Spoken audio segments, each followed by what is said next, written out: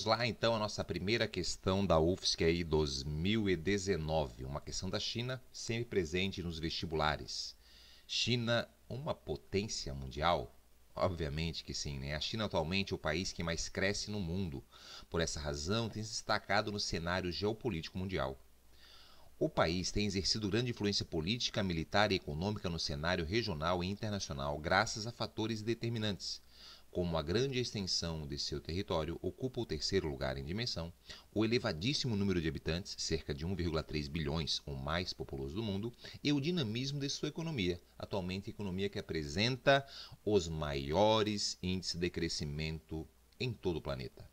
Sobre a China ao longo de sua história, é correto afirmar que... Vamos lá, galera. Fácil a questão, é questão boa, uma questão da China. Na China antiga, a rota da seda desempenhou um importante papel no intercâmbio de ideias, costumes, culturas entre o Ocidente e o Oriente. Sim ou não?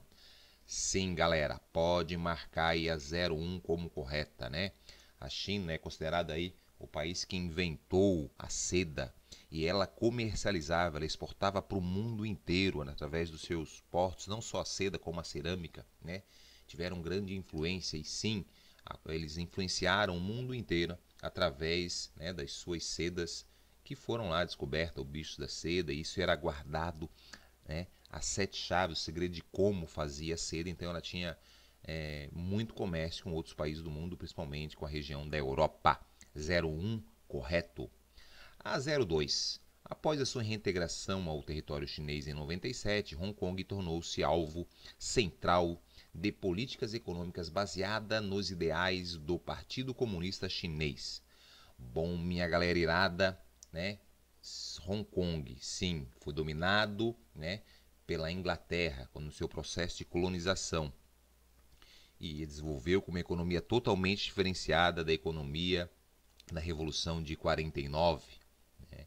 Lembrando que esse território foi conquistado antes de 49 e não teve nenhuma ligação. Após a devolução, no acordo lá feito com a Inglaterra, Hong Kong tem a sua economia diferenciada, tanto que ela é considerada um tigre asiático e a China não é.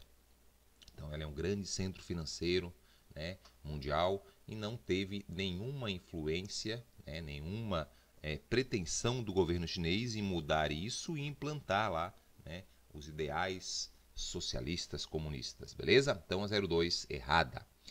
A 04, como estratégia para a consolidação do comunismo no país durante a Guerra Fria, o governo chinês promoveu a construção da Muralha da China em meados do século XIX. Meu Deus, né, galera? Pelo amor de Deus! Queridos, não, a Muralha da China, né, é algo aí feito lá entre o século XIV, o que tem hoje, né, até o século XVII. Temos até a construção de outros trechos aí. Antes disso, ela foi construída para conter a invasão, principalmente, né, de povos que vinham do norte ali, dos mongóis, da Mongólia, então, e outros povos também. Então ela foi construída há muito tempo atrás, nenhuma relação com a Guerra Fria, beleza? 04 errada.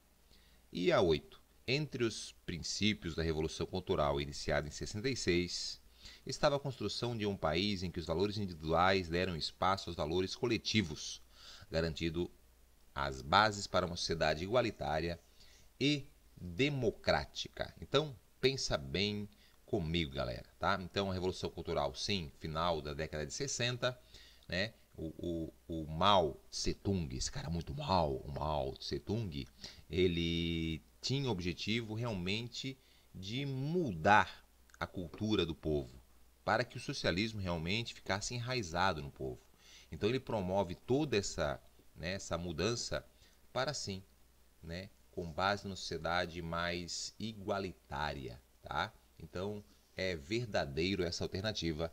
08 verdadeiro com 01, 09 por enquanto. A 16. A 16 aí tu tem que estar muito atento, típico da UFSC, né? Essa é uma grande crítica que eu vou fazer aí à UFSC, questões elaboradas. A gente sabe que o vestibular é feito para reprovar, mas uma palavra, eles botam uma palavra que muda todo, né, todo o contexto, deixando ali a questão errada por uma palavra. Isso ao meu ver, é uma sacanagem, uma injustiça, né? Mas Acho que tem que fazer a pessoa pensar e não questões com pegadinhas assim que apenas uma palavra. E aqui tem isso, né? Minha vaia para UFSC, para ti UFSC. Vamos lá. Na condição de principal economia emergente do mundo, sim, né, certo. A China ocupa a liderança do BRICS, sim, é o país que lidera o BRICS, que é um bloco, né, que na verdade não é um bloco econômico, tá? Ele é uma união, é um grupo de países que tem finalidades econômicas e sociais, né? E até a questão política se envolve ligada à questão econômica, mas não militares. Então, se tivesse até políticas ali e sociais, estaria certa a alternativa. Mas essa palavra militares, o BRIC não tem nenhuma, né, nenhuma questão militar. Então, deixou errado. A palavra militar acabou anulando a questão. E eu sei que essa questão acabou pegando muita gente. Uma pegadinha realmente, né, do mal. Bad, né, galera? Então, 16 errada. E a outra, a Guerra do Ópio, ocorrida no século XIX, né, tivemos 2 guerras do ópio. Foi um movimento de luta do povo chinês pela liberdade de comercialização do ópio nos limites territoriais do império. Tá? Então a China ela comercializava, né, no seu grande porto ali com vários países, principalmente seda, cerâmica, né? E ela também, né, a Inglaterra ela começou a contrabandear o ópio indiano. E a China ela começa também a comercializar. E a Inglaterra, né, vai lá e usa as suas forças, né, armadas para proibir essa comercialização.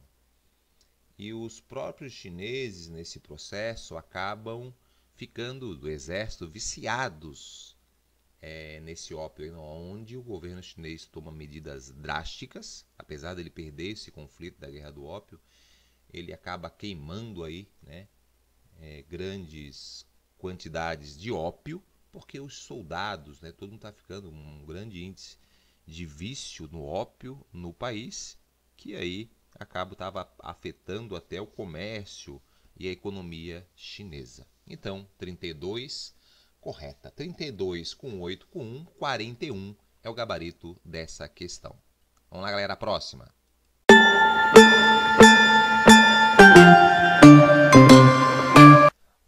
Vamos lá, questão 08. Na costa leste da América do Sul, estendia-se outrora uma imensa floresta, ou, mais precisamente, um complexo de tipos de florestas. Em geral, latifoliadas, lembra, folhas largas, pluviais formadas pela chuva, e de tropicais a subtropicais. Entre 8 a 28 graus de latitude sul, interiorizava-se a cerca de 100 km da costa no norte e alargava-se a mais de 500 km ao sul. No total, a floresta cobria cerca de 1 milhão de quilômetros quadrados. Esse complexo tem sido chamado de Mata Atlântica Brasileira, né? A UFSC ela sempre traz alguma questão que envolve clima e vegetação e sempre tenta puxar para Santa Catarina, né? Para onde tem aqui a UFSC, obviamente. Sobre a Mata Atlântica é correto afirmar: no vasto conjunto territorial intertropical e subtropical brasileiro, tranquilo por enquanto, destaca-se o contínuo leste-oeste da Mata Atlântica. Galera, não está falando aí latitude norte e sul? A Mata Atlântica de Oceano Atlântico, ela tem o sentido norte-sul e não contínuo leste-oeste. Então já está, né? Outro detalhe importante, ela é o maior complexo das florestas tropicais biodiversas? Não, é a Amazônia. Ela está entre as maiores, aí sim. Se estivesse entre as maiores, estaria correto. Então a 01 está errada.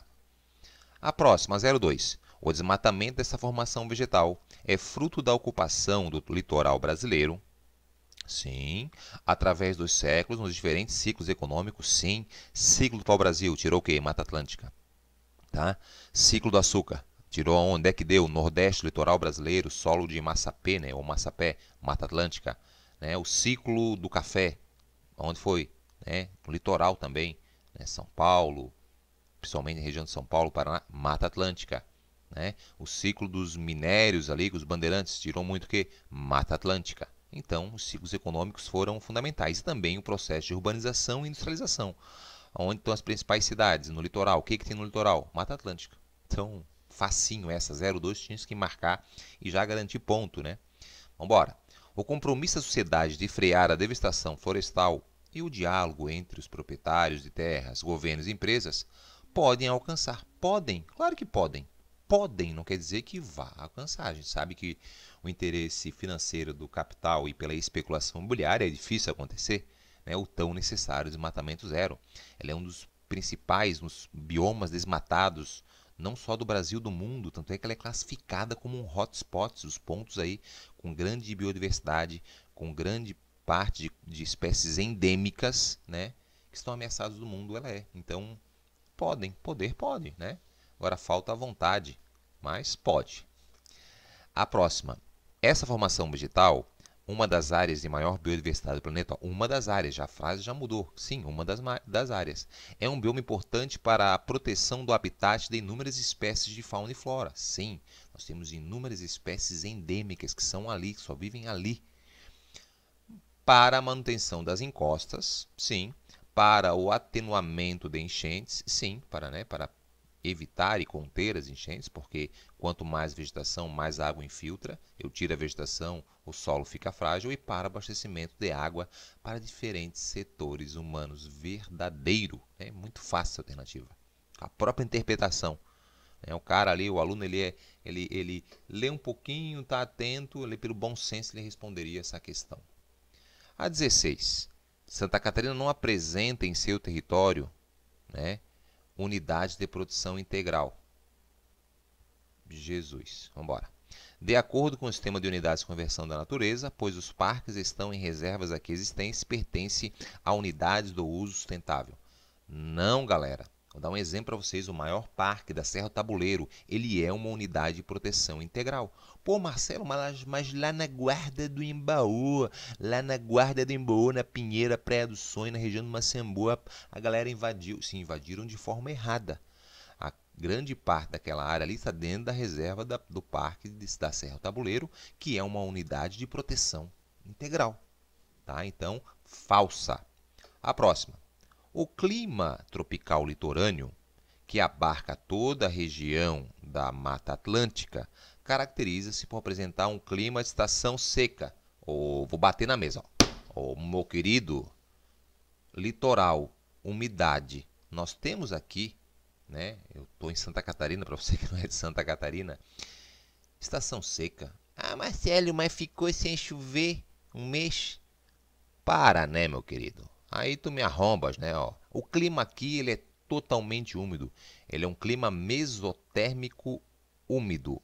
Aonde tem a Mata Atlântica, que tá falando do clima tropical litorâneo, né? Que não é aqui na região sul, né? Pegam do norte do Paraná para cima. Ele é um clima quente, úmido e chuvoso. Tá? Responsável pela existência da formação vegetal. Não, ele não tem estação seca. O clima tropical que tem estação seca, né, nós temos dois climas no Brasil tropicais com estação seca, que é no inverno, que é o clima tropical semiúmido, ou chamado tropical continental, e o tropical de altitude. O tropical de altitude, aonde tem a Mata Atlântica, algumas áreas do tropical de altitude tem Mata Atlântica, aí poderia ser. Mas ele está falando do tropical litorâneo. Se você, Marcelo, mas como é que eu vou saber? Tropical, litoral. Litoral próximo ao mar. Próximo ao mar, umidade, meu querido. Certa aí as alternativas. Então, vamos ver quais foram as certas. A 1 errada, a 2 certa. Beleza? A 4 é a 4, certa. Certa. Deu 6. A 8, certa. Então, deu 8, 12, 14. 16 errada, 32 errada, 14. Facinho, hein?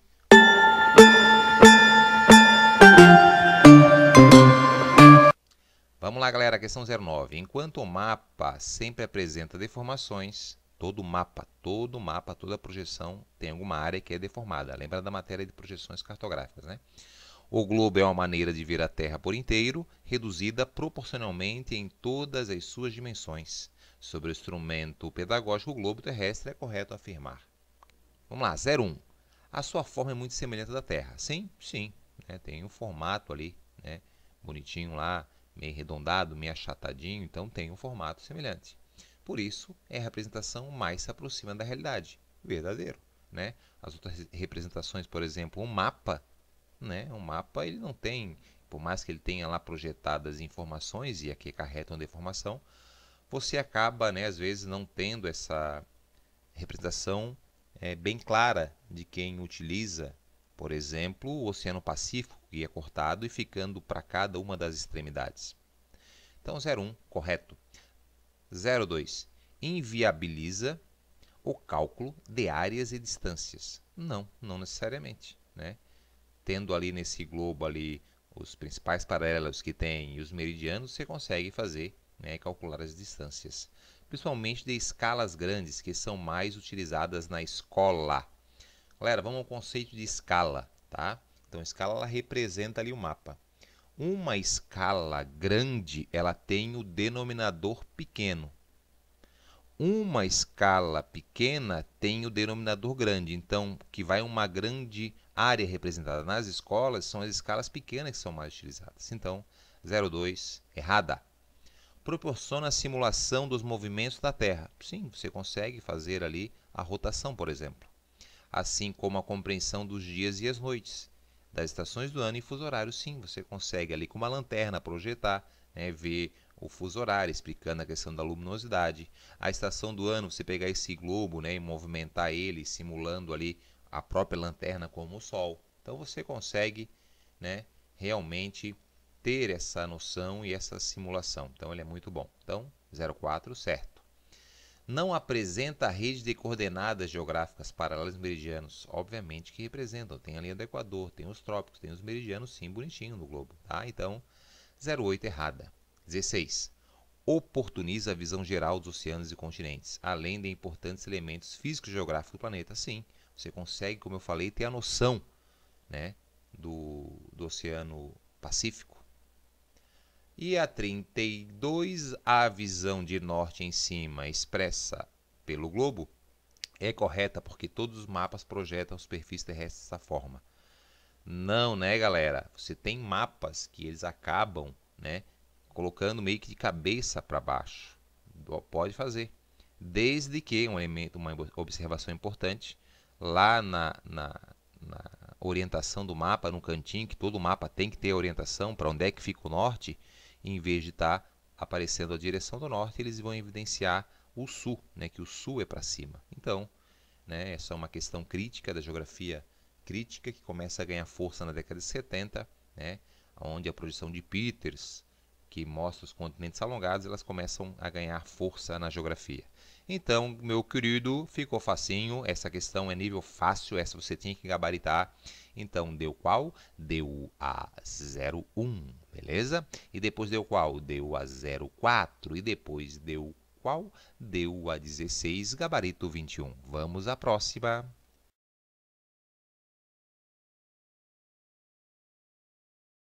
Bom, galera, vamos à questão 10. A mídia nacional e internacional noticiou em agosto de 2018 que a multinacional Monsanto foi obrigada a pagar 290 milhões num processo judicial, como publicou o Diário Catarinense em 12 de agosto de 2018. Monsanto é condenada a pagar 290 milhões à vítima de câncer por não alertar sobre perigo em herbicida. E o UOL, em 10 de agosto de 2018, Monsanto culpada em caso de herbicida com glifosato nos Estados Unidos. A decisão está atrelada ao uso de agrotóxico na agricultura. Lembra, galera, aí que o Brasil bate recordes aí, né, na utilização de agrotóxicos. Bom, é correto afirmar. Vamos lá, 01. O Brasil está entre os países em que menos consome no mundo. Não, né, galera? O Brasil é um dos que mais consome no mundo. O seu uso está rigidamente regulamentado e controlado. Tudo, bala, mentira. O Brasil utiliza muito. A bancada ruralista pressiona, né? E aí a gente estamos nos alimentando aí de veneno puro. Beleza, galera? Então, 01 está errada. A 2. O uso indiscriminado desses agrotóxicos e a exposição prolongada a eles no longo prazo podem provocar doenças e poluir o meio ambiente. Óbvio. sendo que os trabalhadores rurais, os moradores do campo, consumidores de água e dos alimentos são geralmente afetados, assim como a população em geral. Verdadeiro. Essa é aquela questão que o bom senso te faz acertar. Então, 02, correta. A 04. A concentração de terras na mão de poucos proprietários, o elevado índice das áreas desmatadas e improdutivas, as más condições de trabalho devido aos trabalhadores rurais, são alguns dos problemas agrários no Brasil. Verdadeiro, o Brasil é um país que tem grande concentração de terras. E os trabalhadores rurais, muitas vezes aqueles contratados para a colheita, né, vivem em péssimas condições de vida. Então, esses são, né, muitos dos problemas aí da nossa agropecuária. Então, 04 também, questão fácil de interpretação, está certa. Então, por enquanto, nós temos a 4 e a 2. Vamos a 08. A crescente mecanização das atividades agrícolas no Brasil, especificamente no Centro-Sul, provocou uma intensa atração de trabalhadores rurais de outras regiões do país em busca de trabalho. Não, né, galera? Se eu estou mecanizando, eu estou botando máquina em vez de vagas de emprego. Então, é um processo contrário. A mecanização, ela repulsa, né? Ela faz com que as pessoas saiam do campo e vão para a cidade. Então, errado. A próxima. A questão agrícola no Brasil decorre de uma política de Estado persistente ao longo do tempo, que se mantém longe das influências do mercado externo e do momento político e econômico. Para, né, meu querido? Então, vamos lá, né? A questão agrícola do Brasil, de uma política de Estado, se o Brasil não tem uma grande política de Estado para a agropecuária, né?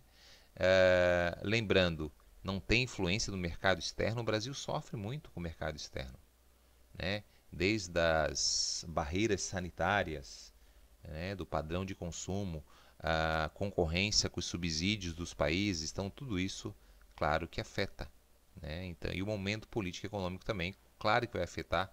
Nós temos exemplos aí da retirada de alguns subsídios, de alguma ajuda, da facilidade de entrada de produtos externos que concorrem com o nacional. Então, né, então a gente tem aí uma decisão política pode alavancar ou dificultar o crescimento. Então, a 16 errada. Tá? Por enquanto, a 4 e a 2. Vamos a 32. O péssimo estado da conservação das rodovias. Sim, né, são precárias, grande parte não são pavimentadas. O excesso de peso dos caminhões, a construção feita com material de má qualidade. Também temos problemas de armazenamento, né, para estocar. Então, temos grandes problemas com essa questão de transporte. O Brasil é um país rodoviário, o alto preço do combustível, essa política nossa de combustível, que acaba agravando e afetando toda a população. Então, vamos continuar lendo. E os preços excessivos de combustível são fatores que causam sérios problemas, como a greve dos caminhoneiros, né, que teve em maio, que trouxe imensos transtornos à população. Verdadeira, né? Aquela frase que te deixa indignado. Então, verdadeira. E a 64, lembrando, né, que uma questão somatória ela pode dar no máximo 99. Então, chegando na 32, na 04 e na 06, então deu 36, 38, não pode estar 64 correta, que vai passar. Correto? Mas vamos só ler ela e corrigir. Então, está errada. A atual produção de alimentos no Brasil é feita de forma preponderante pelo aumento da produtividade em busca da diminuição do preço por meio da incorporação de novas áreas no norte do país como forma de evitar o desmatamento.